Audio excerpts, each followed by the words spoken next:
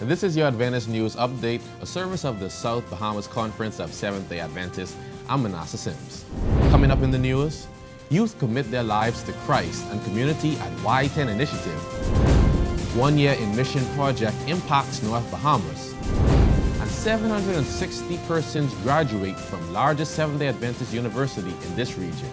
These stories and more on this week's Adventist News Update.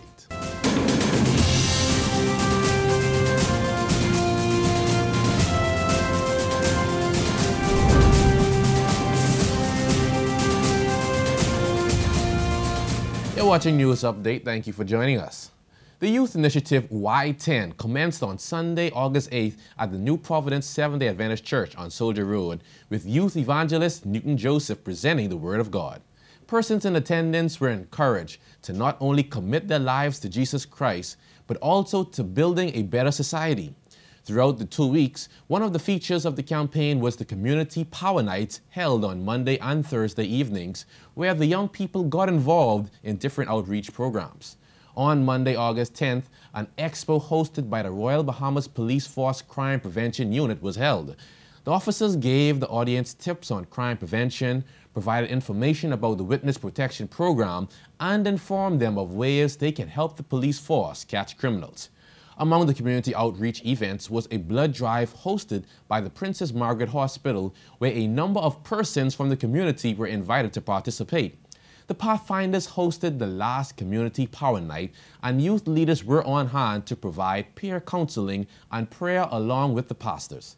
The final week of meetings proved to be powerful as the Holy Spirit moved, and yours truly delivered God's Word each evening. As a result of the Y10 experience so far, over 10 persons committed their lives to Jesus Christ. We give God thanks for what He is doing in our lives. And when we come back after this break, more news about the 1 year in mission project in the North Bahamas.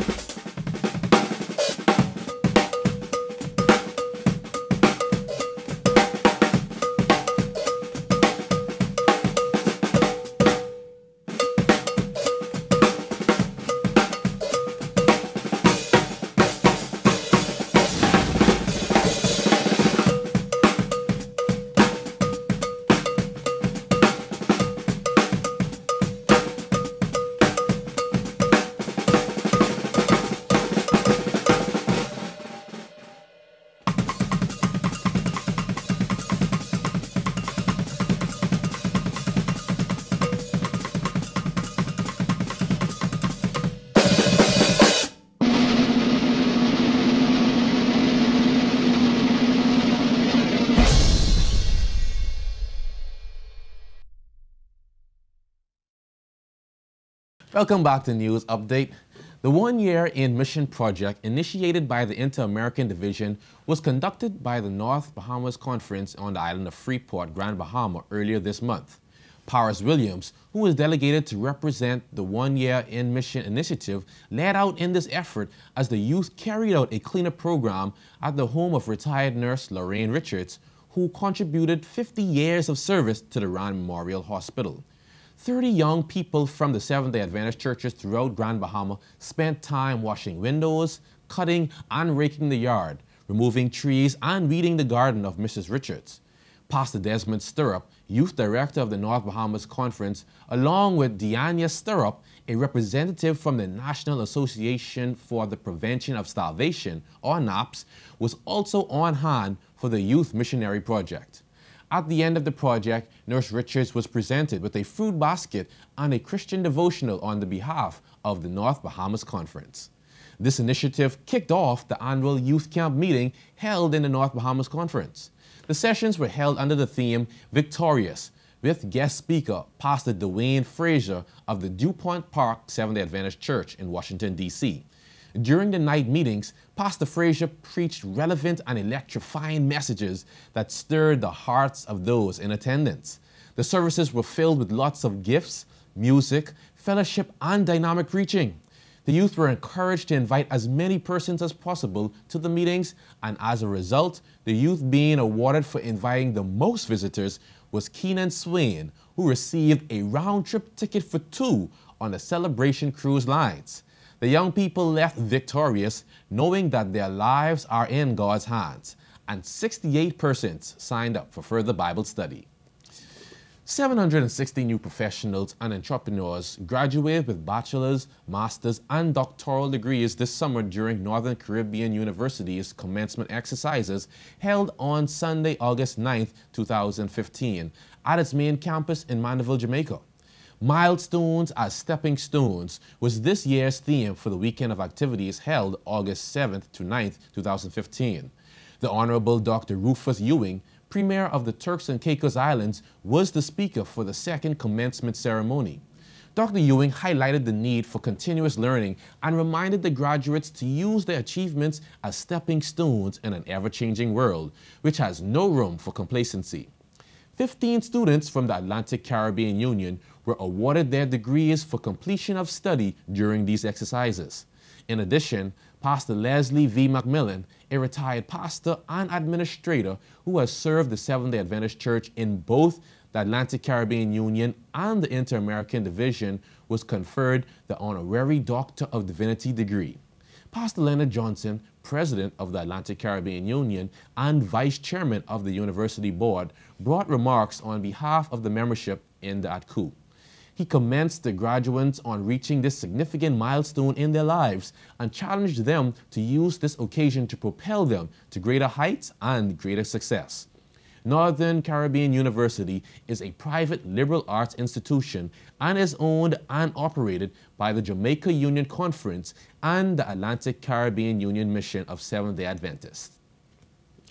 In upcoming events in our conference, plans are in motion for the Grand Evangelistic Campaign with international evangelist Claudius Morgan. The Good News Gospel Explosion will begin on Sunday, September 12th at the Queen Elizabeth Sports Center adjacent to the Gulf Course. All are asked to attend the upcoming rally as we count down to the Good News Gospel Explosion. On Wednesday, August 26th, there will be a joint rally at the Hillview Seventh-day Adventist Church on Tonic Williams Darling Highway. Please plan now to attend. The Breath of Life Seventh-day Adventist Church invites the entire conference to join them for their back-to-school community services and health expo on August 30th, 2015 from 12 noon to 6 p.m. There will be lots of fun and excitement, including hair braiding and cutting. As school is about to begin, many children don't have shoes to wear. Maybe you can help. If you have your child's old school shoes that are in good condition, donate them. Or if you can donate a new pair of shoes, that will help as well. The Berea Seventh-day Adventist Church will distribute these to persons in need. You are asked to drop these shoes at the Berea Seventh-day Adventist Church on Blue Hill Road or call 362-1258 for more information on this project. The Agape Seventh-day Adventist Church wants to continue to spread love during this back-to-school time, and they are asking you to partner with them. The church is soliciting your help with donations of school supplies in the form of writing books, pencils, crayons, pens, etc., so that we can do our part in assisting the children in our community who may not have as others do. Let's spread God's love by helping a child today. Supplies can be dropped off at the conference headquarters on Tonic Williams Darling Highway, and for more information on this initiative, call 341-4021. The upcoming conference-wide all-night prayer meeting will be held at the Berea Seventh-day Adventist Church on Blue Hill Road on Saturday, September 5th from 9 p.m. to 6 on Sunday morning. All are encouraged to attend as we invite God's guidance for the upcoming citywide evangelistic campaign. T-shirts are available for purchase for the prayer ministry, and orders will be taken on September 5th. Those working at the prayer tent will be asked to wear the T-shirts throughout the evangelistic campaign. Also, registration for the upcoming prayer retreat scheduled for October 30th to November 1st at the Bahamas Youth Camp will commence during this joint session at Berea. Space is limited, so plan to register early. And get ready for for community services and Pathfinders exhibition to be held on the Breath of Life Seventh-day Adventist Church grounds on Monday, October 12, 2015. Plan now to assist your church in this grand outreach. In conjunction with this, there will be a very important meeting for all community services personnel of our churches at the GMCI on Sunday, August 30th, 2015 from 10 a.m. to 12 noon.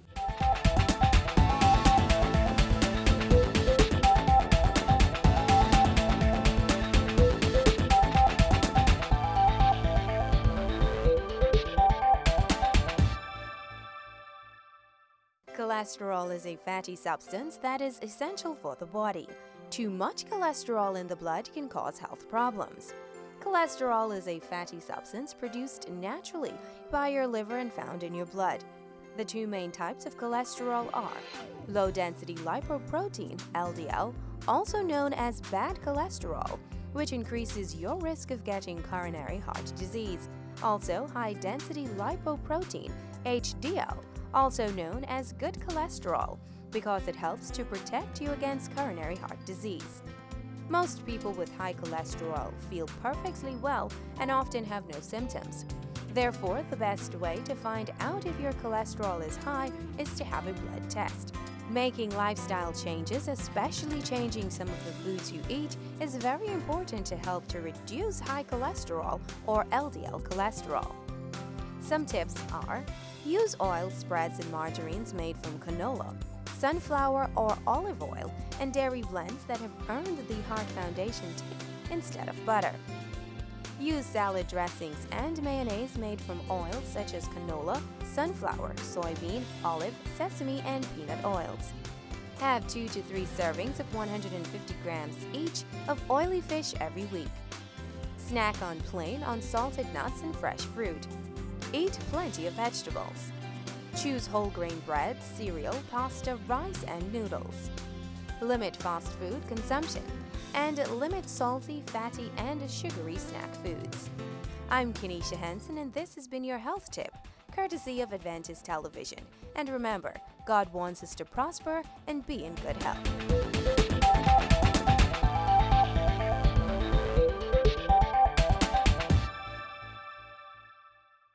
And now we go to the Record in Focus Christian News magazine for news from around the world.